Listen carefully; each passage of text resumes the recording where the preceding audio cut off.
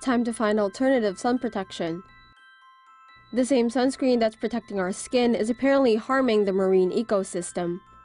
Hawaii lawmakers have passed a bill prohibiting the sale and distribution of sunscreen that contains two chemicals known to damage coral reefs.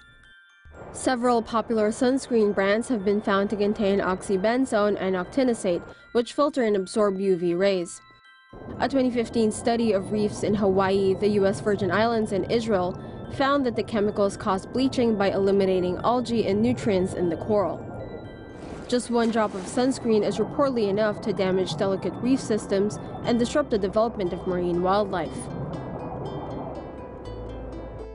Sunscreen manufacturers and retail and health reps who oppose the ban claim banning the chemicals could leave millions vulnerable to harmful sun exposure. The bill will need to be signed by the governor to pass into legislation. If it does, Hawaii will become the first U.S. state to enact a law of this kind, which will take effect on January 1, 2021. What else is killing the oceans? Those poor animals. Scientists are concerned by a massive shark die-off in San Francisco Bay, but are unable to get state funding to research the exact cause. 2,000 leopard sharks and hundreds of bat rays, smooth-hound sharks, striped bass, and halibut have turned up dead on San Francisco Bay between February and July of this year. The culprit is suspected to be a parasite known as Miamiensis avidus, which enters the shark's nose and eats away at its brain.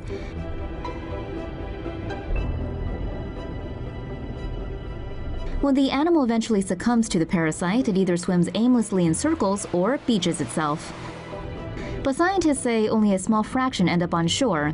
Sharks aren't naturally buoyant, so the infected ones sink to the bottom of the ocean once they stop swimming.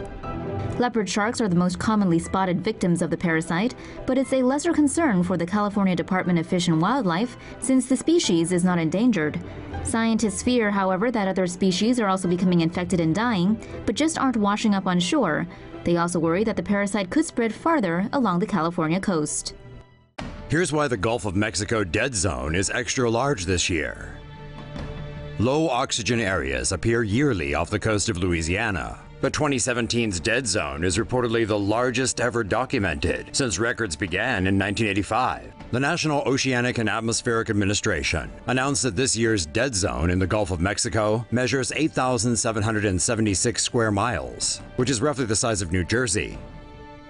The 2002 dead zone covered nearly 8,500 square miles, but the past 5 years have seen the area cover no more than an area less than 6,000 square miles.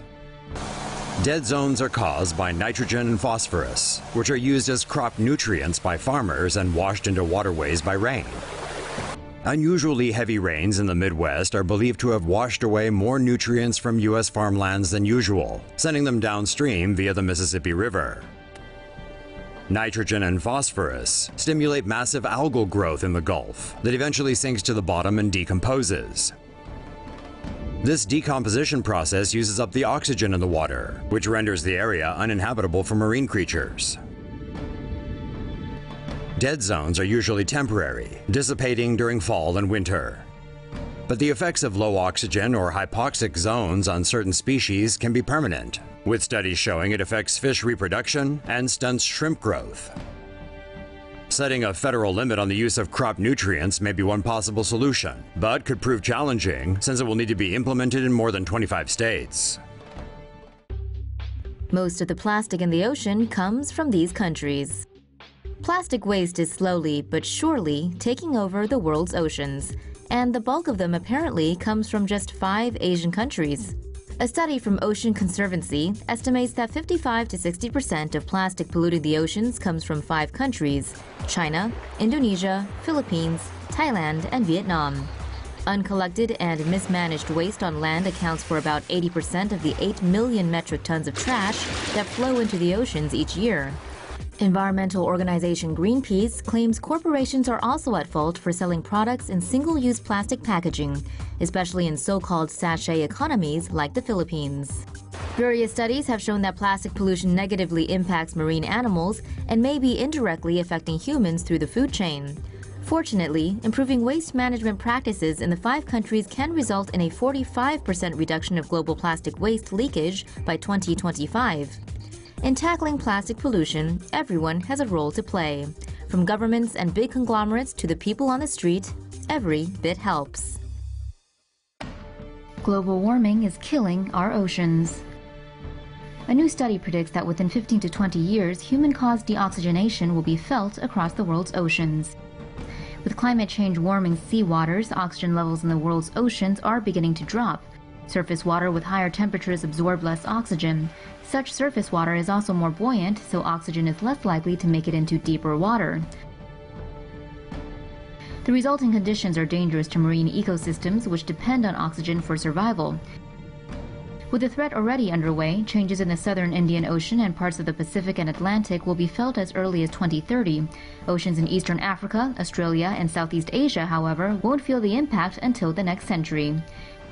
Worsening the effects of deoxygenation is an increase in carbon dioxide, causing oceans to be more acidic and less habitable. Researchers say carbon emissions must be reduced if we want to slow the oxygen loss, but monitoring and understanding where the oxygen levels are dipping and how it's impacting our waters is also key. Yep, there's plastic in your sea salt. Karmic justice comes swift with Mother Nature, as plastic waste we've been throwing in the ocean is now coming back to us, literally, via the food we eat. Microplastic particles typically flow into the ocean, since they're often too small to be filtered out by sewage treatment plants. The tiny pieces of plastic are mistaken for food and ingested by fish and other sea creatures.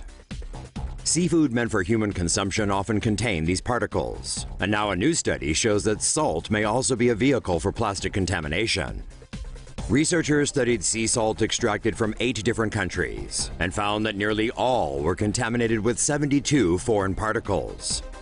Only the one from France was found to be free of contaminants. 30 of the particles were microplastics, 17 were pigments that may have once been plastic, and 4 were dust particles. 21 could not be identified. Scientists say the current concentration of plastic is low and won't affect human health. But if plastic pollution continues, those levels may increase and potentially become detrimental to our well-being. So for now, maybe ease up on the salt, and more importantly, reduce, reuse, recycle. It might soon be a permanent game over for coral reefs. Warming waters are hurting the world's coral reefs almost 5 times more than they did 30 years ago. Scientists looked at bleaching data in 100 coral reefs. They found that the frequency of bleaching from warmer waters increased 5-fold from once every few decades to once every 6 years. Bleaching occurs when the reef reacts to stressful changes in temperature, light, nutrients, and other conditions. This makes the reef eject the symbiotic algae in their tissue and turn pale white. Corals can survive and even recover, but continued bleaching eventually leads to death. According to the National Ocean Service, coral reefs are considered sessile animals, meaning they're fixed to one place. The World Wildlife Fund says they provide almost $30 billion in goods and services every year. They're also important for tourism, coast protection against heavy storms, typhoons, and even tsunamis. Straws are a huge part of the global plastic problem. The world has a huge plastics problem, but it's totally going to get better. No, it's not. Plastic straws are increasingly drawing attention from conservation movements. In the U.S. alone, Americans discard around 500 million plastic straws a day, enough to circle the globe twice or fill 125 school buses. Straws are normally not recycled because they're often made from several different types of plastics and they're small in size. Straw pollution contributes to the 8 million tons of plastic dumped into oceans each year. At the current rate, there will be more plastic than fish in the water by 2050. Reusable glass straws, stainless steel, copper, and bamboo are all more sustainable alternatives than single-use plastic straws. The UK says it plans to include straws in its ban on all plastic waste by 2042. 2042? Wow, Britain. Really taking the lead on the conservation front there.